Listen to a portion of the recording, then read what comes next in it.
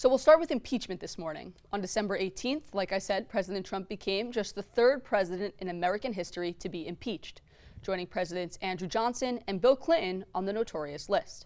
Now, House Democrats, they sold their case, along party lines of course, that the president committed high crimes and misdemeanors, slapping him with two charges, Article 1, abuse of power, and Article 2, obstruction of Congress. Now, according to Article 2 of the Constitution, if a president is impeached in the House, he or she will go on trial in the Senate, where it's decided if the president should be removed from office or just acquitted of the charges. To make this move, though, from the House to the Senate proceedings, Speaker Pelosi had to sign and send the articles to the Senate, which would then trigger the start to the trial. Simple, right? Just send them across the building. What is it, a couple feet or so? Well, the Speaker had something else in mind, and she decided to hang on to those articles for a little bit longer. Nearly a month later, she did sign them, and now we are in the middle of a Senate impeachment trial. Those are the facts, so now let's discuss. Julian, we'll start with you first. Do you think that these two charges, Article 1, abuse of power, Article 2, obstruction of Congress, are grounds for removal? Thanks, Michael. So absolutely, they're grounds for removal.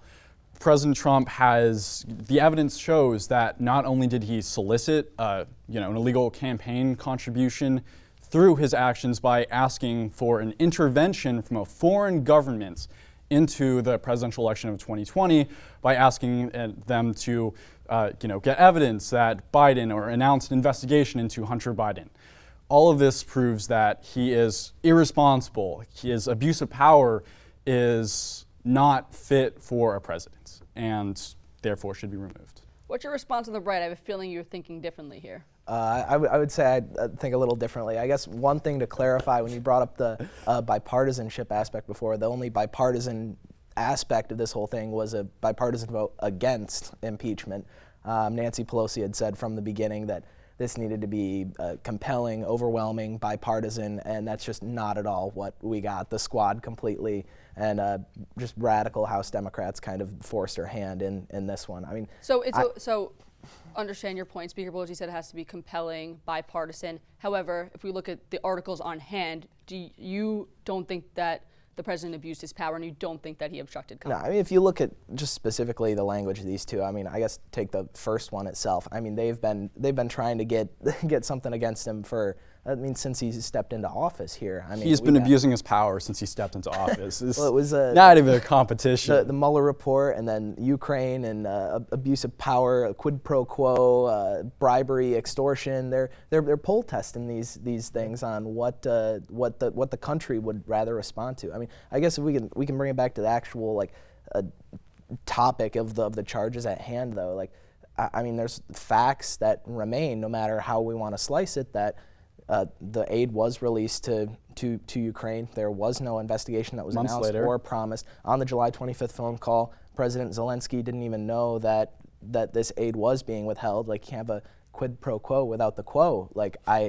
Well, if you just wanted to come up here and repeat Republican talking points, we can do this all day, but is that what Louis, we're supposed to do? Look, the Office of Management and Budget said that the president violated the law by withholding aid to Ukraine. The aid was withheld for a certain period of time. That is indisputable. That did happen. Mm-hmm. Yeah, well, the aid was withheld there. Sorry, I'll let you jump in here.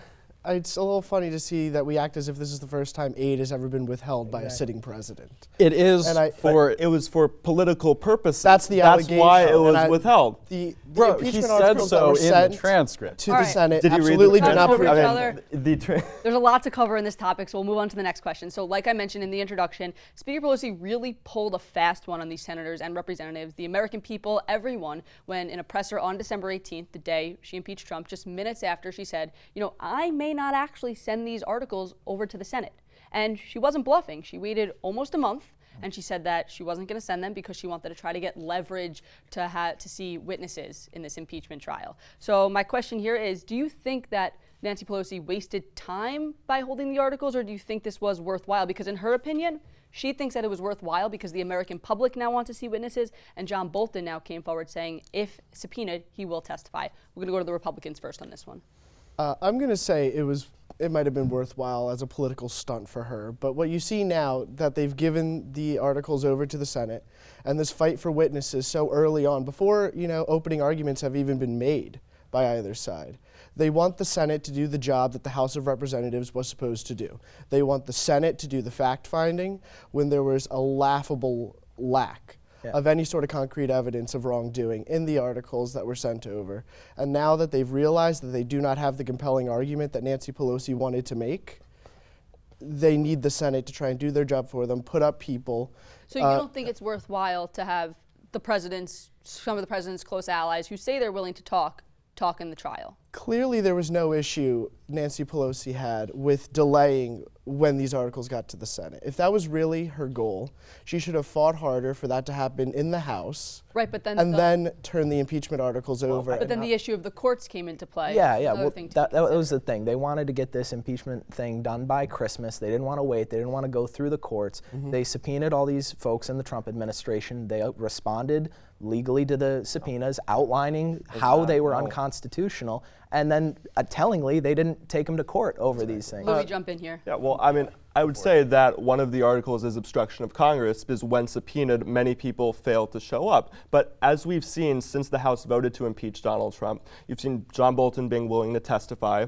He'll testify to a Republican Senate, not a Democratic House. That's clear. And then you've also seen the document dumped with Lev Parnas, which has some very damning information. And all this should be considered as new evidence. And for Mitch McConnell to say he doesn't want a fair trial, a vast majority of the American people, even a vast majority of Republicans, say that there should be a fair trial. Because if the president is innocent, as they may think he is, then when he want all the evidence, maybe he should testify himself. Well, we know what Trump thinks of the Constitution. He said, Article 2 means, as president, I get to do whatever I want. So don't even talk about what Trump thinks of the Constitution, constitutionality of subpoenas.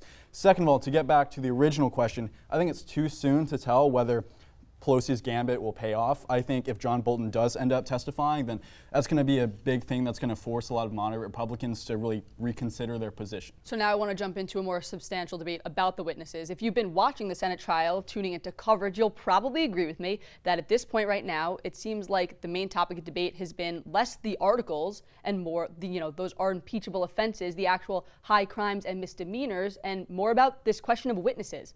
Not just if they should appear, but also when and who exactly. And to make it more interesting, this debate isn't really clear-cut. Particularly, some Republicans are taking more of a center-right stance on the debacle. Here's one of those, Senator Mitt Romney of Utah. Well, I think it's important to hear from John Bolton and perhaps other witnesses, obviously from both the defense as well as the prosecution. The right time for that vote, that decision, is after the opening arguments. That's the way the process was carried out during the Clinton impeachment.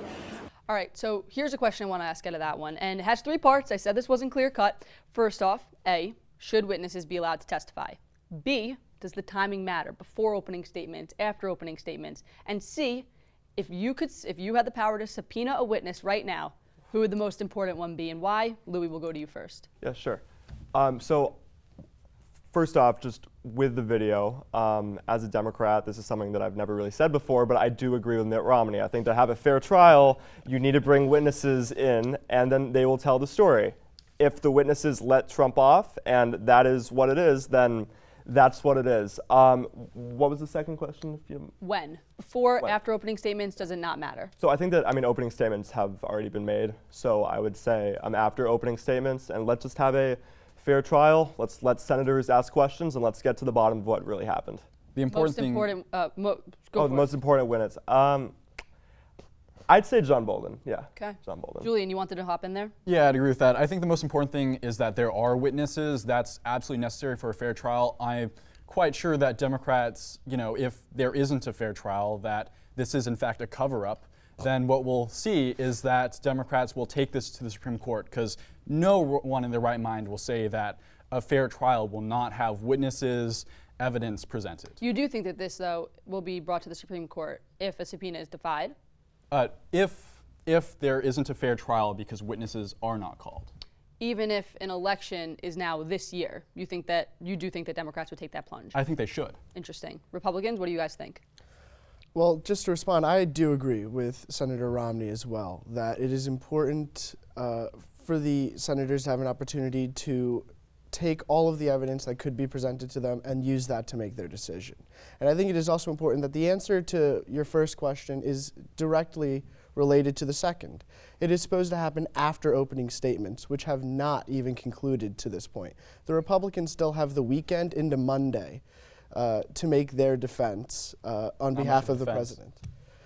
On behalf of the president. And the idea that, you know, House Democrats want to get this big emotional win at the beginning of the impeachment trial to get these witnesses put on by, you know, trying to pressure the so-called moderate Republicans into agreeing with their bullying tactics is absolutely ridiculous. You know, if I can only add there, I mean, we explicitly are seeing here the Senate shall have the sole power of impeachment, and Nancy Pelosi is like, oh, I'm gonna hold on to the articles for 33 days until, you know, I'm gonna get this leverage, and you know, this is how we're gonna do this. Like, no, there is a process here. Mitch McConnell's following similarly rules based on the Clinton impeachment trial, and I think that there should be a vote on witnesses. You know, at the end of it. You know, if people want to see, how do you think that vote should go?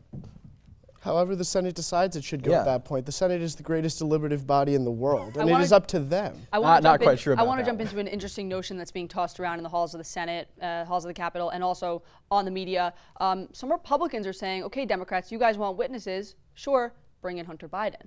Yeah, I think Chuck Schumer has responded saying, in no way will we have this trade deal, this witness trade for Hunter Biden. No way, but I first want to hear from the Democrats. Sure. What would you guys respond to that? If witnesses are so important, why don't you think some Democrats are going all the way and saying, fine, bring Hunter Biden in, then we get our people too? Well, here's the thing with Hunter Biden. It doesn't really pertain to what is happening here. Because when Vice President Biden got the Ukrainian prosecutor fired, the investigation into Burisma, which was the company that Hunter Biden worked for, was dormant. There's no evidence of Hunter Biden doing any wrongdoing. What the Republicans are trying to do here is frame Joe Biden as corrupt because they are afraid that he will beat Donald Trump if he is the Democratic nominee, and to try to sabotage Joe Biden and his family through that process. So I think that would be a solely political move, and it has nothing to do with what Donald Trump did. What's the response on the right? Wait, look, Michael, this is just a clear case of whataboutism. There's two articles of impeachment. One is, you know, abuse of power. Two is obstruction of Congress. Hunter Biden can't tell us anything about either of those. So then if he can't say anything, then why not bring him in, and then you definitely get your witnesses?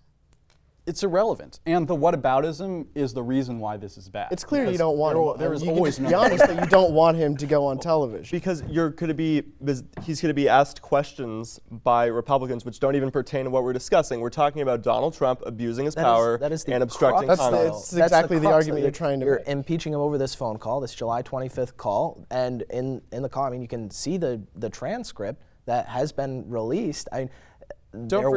Don't forget, he also asked China to investigate Biden and Warren on live TV. We're not going to bring. Well, we can't. That's irrelevant. Let's focus on just what we're looking at. Also want right it now. noted that a Bernie Sanders stumper was the last person to accuse Joe Biden of corruption. So putting it all at the feet of the president is not exactly a very fair way to characterize the. I'm going to cut you off there. I'm going to cut you guys off there. I want to get one more question in because then we have to move on to our next topic.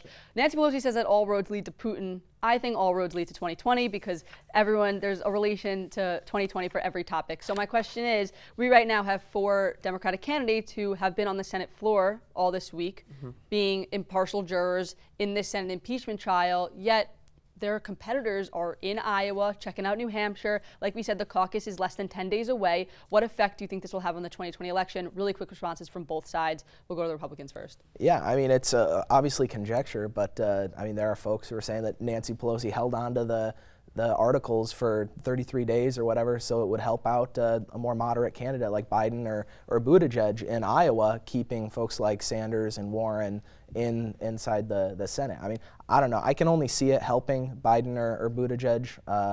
I mean, they're not getting a lot of face time here in the Senate trial. Democrats, quick response. Well, I mean, I don't think it's going to really have much of an effect. Bernie Sanders, Elizabeth Warren, they've deployed their surrogates across Iowa and New Hampshire, and then they also have the opportunity to be at the center of the national political stage through this process, and I think that their supporters know that. I don't think it's going to have much of an effect at all. And then one question, if you were on the Senate floor, would you order milk or water? Obviously milk. Obviously milk. I think it's important to stay hydrated. I'll go with water. I don't know. All right. That's it with impeachment. We'll have to end our segment there. But after this, we'll take you to the Middle East and we'll discuss the rising tensions with Iran and what this means for the region. Stay tuned.